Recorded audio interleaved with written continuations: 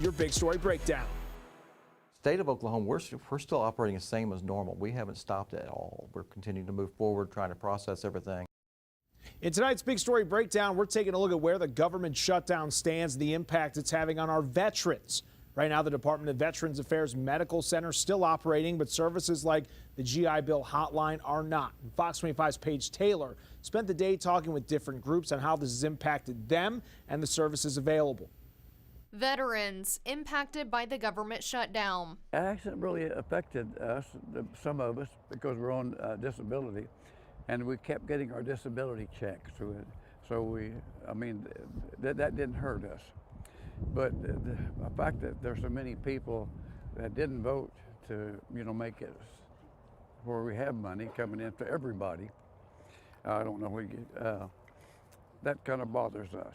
The Department of Veteran Affairs says more than 900,000 veterans are unable to use the GI Bill hotline, and more than 100,000 cannot get veteran readiness and employment program counseling or case management services because employees have been furloughed. While things are a mess on the federal side of the VA, the Oklahoma Department of Veterans Affairs is still running fairly smoothly. The only thing that's really impacted is some slowdown in getting some of the stuff processed naturally through the federal VA. So that could even include some of the state benefits being slowed down, getting the applications completed because we had to have that verification come back from the federal VA.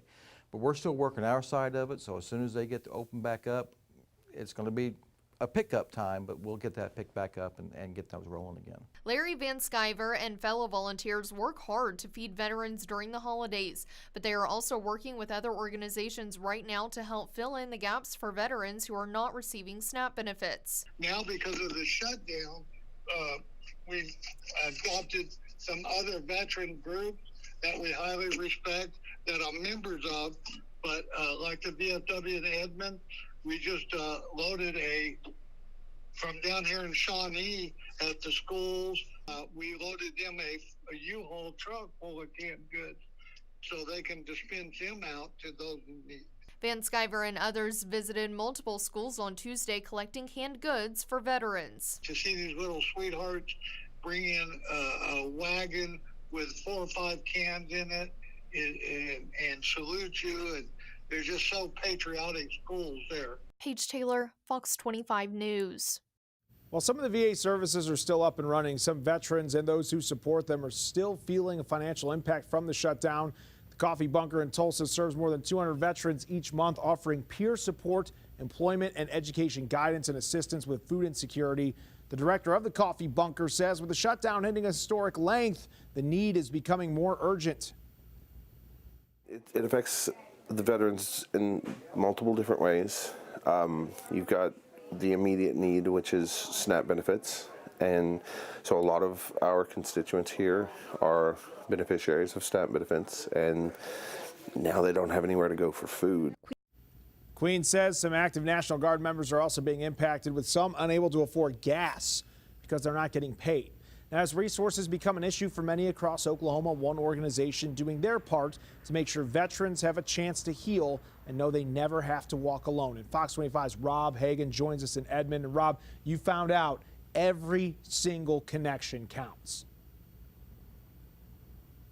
That's right, Adam. Good evening to you. Now, here at the National Guard Armory, that's now a museum, our veterans were celebrated and veteran suicide was mentioned. But I found an organization that helps our vets heal with horsepower.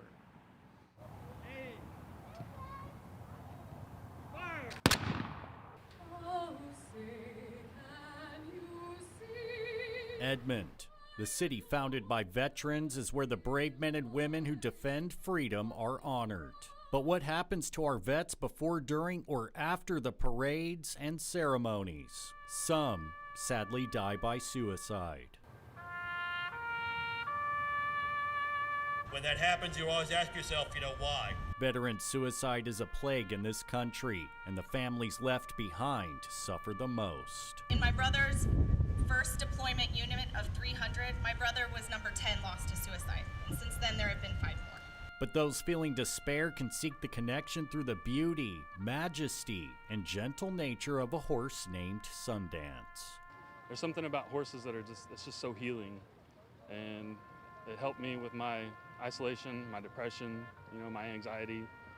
And it's something I like so much, I just kept going back and volunteering, and now I live there, and I'm the barn manager. Zachary Milner served in the Navy from 2010 to 2017. He heard about the Willow Ranch 4-week vet program last spring. Vets don't have to pay, but they can use the herd to heal.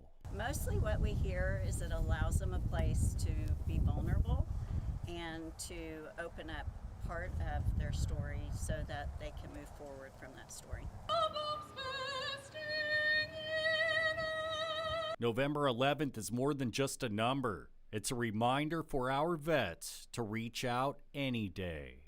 Please keep telling your stories so that your legacy lives on. I want to remind you to check in on your loved ones and also check in with yourself. If you're feeling despair, seek more connection. You deserve it.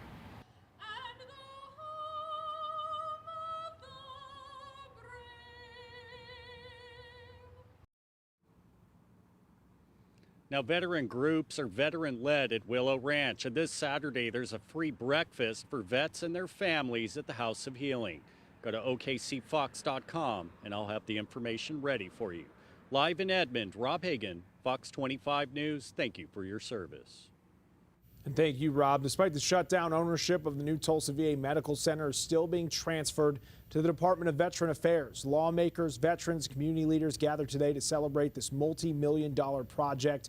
Oklahoma Senator Mark Wayne Mullins says the new facility brings resources closer to Tulsa veterans who need them.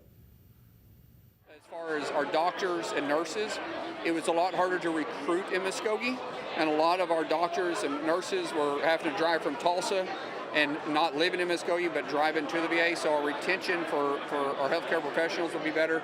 So I think our veterans overall will see better care. Now construction's finished, officials say the VA will begin staffing and equipping the facility with doors expected to open early next year. The government shutdown could be over soon, depending on the outcome of an upcoming vote in the House of Representatives. But as Fox 25 national reporter Matt Galka explains, Congress could find itself scrambling for a funding deal in just a couple of months. Congress is on the verge of ending the longest government shutdown on record. The deal is a continuing resolution, or CR, passed by the Senate. It funds a large part of the government until the end of January and some other parts through September. It still needs approval from the House. From what I have seen on the surface, I'm good with it. I know that the Democrats are a hard no on the bill, as their leadership is beating their members to say you're going to vote no. So it's going to be a painful, just nail biter over the next 48 hours. Democrats had been holding out for guarantees on extending expiring health care subsidies. The deal only promises a health care vote in the Senate, with no guarantees it will pass and also no commitment from the House they'd even take up the Senate's bill. What the deal does do is add another continuing resolution to a long list of CRs Congress has passed for decades in order to keep the government running.